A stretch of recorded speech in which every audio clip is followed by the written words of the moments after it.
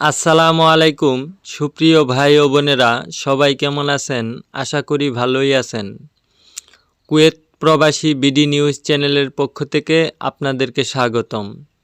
আজ আপনাদেরকে জানিয়ে দেব কুয়েতের প্রবাসীদের জরুরি প্রয়োজন ছাড়া ঘরের বাইরে বের হওয়া নিষেধ।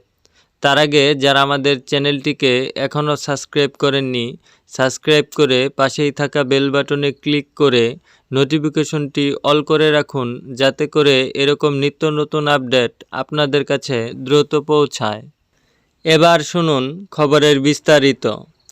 চলমান উত্তপ্ত যুদ্ধ পরিস্থিতিতে কুয়েত সহ উপসাগরীয় অঞ্চলের দেশগুলোতে ড্রোন ও মিসাইল আক্রমণের প্রেক্ষাপটে সাইরেন ও সতর্কবার্তা বাজলেও প্রবাসী বাংলাদেশিদের ধৈর্য ও সাহস নিয়ে পরিস্থিতি মোকাবেলার আহ্বান জানিয়েছেন কুয়েতে নিযুক্ত বাংলাদেশের রাষ্ট্রদূত মেজর জেনারেল সৈয়দ তারেক হোসেন।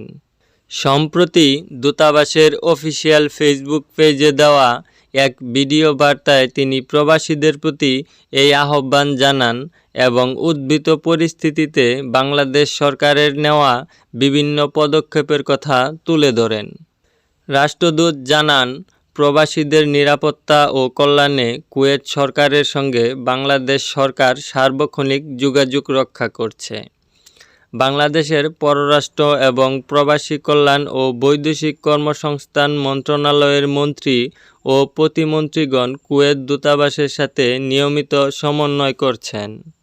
বিশেষ করে গত 2 মার্চ বাংলাদেশের পররাষ্ট্রমন্ত্রী খলিলুর রহমান কুয়েতের পররাষ্ট্রমন্ত্রীর সাথে টেলিফোনে আলাপকালে কুয়েতের সার্বভৌমত্ব লঙ্ঘনের ঘটনার নিন্দা জানান এবং এই কঠিন সময়ে কুয়েত সরকার ও জনগণের পাশে থাকার অঙ্গীকার পুনর্ব্যক্ত করেন। কুয়েত সরকার প্রবাসীদের নিরাপত্তায় যেসব পদক্ষেপ নিয়েছে তাতে স্বাগত জানিয়ে রাষ্ট্রদূত কৃতজ্ঞতা প্রকাশ করেন।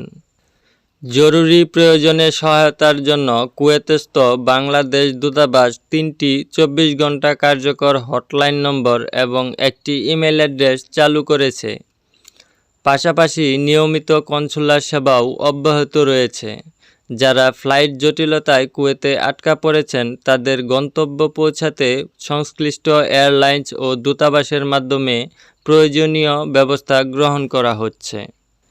রাষ্ট্রদূত প্রবাসীদের বিশেষ সতর্কতা অবলম্বনের পরামর্শ দিয়ে বলেন, জরুরি প্রয়োজন ছাড়া ঘরের বাইরে বের হওয়া থেকে বিরত থাকতে হবে এবং সাময়িক স্থাপনা থেকে দূরে থাকতে হবে।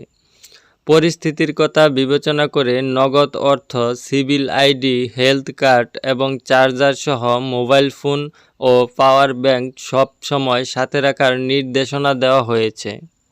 রাষ্ট্রদূত প্রবাসীদের যে কোনো প্রকার গুজব বা যাচাইবিহীন তথ্যে কান না দিয়ে কুয়েত সরকারের আনুষ্ঠানিক নির্দেশনা ও দূতাবাসের ভেরিফাইড ফেসবুক পেজের তথ্যের উপর আস্থা রাখতে অনুরোধ করেন।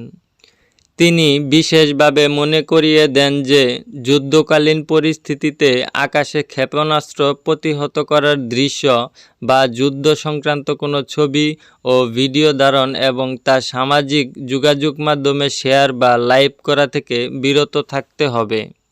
কুয়েতের আইনের প্রতি শ্রদ্ধাশীল থেকে বাংলাদেশের মর্যাদা রক্ষায় একে অপরকে সহযোগিতা করার মাধ্যমে শান্ত থাকার জন্য তিনি সবার প্রতি উদাত্ত আহ্বান জানান।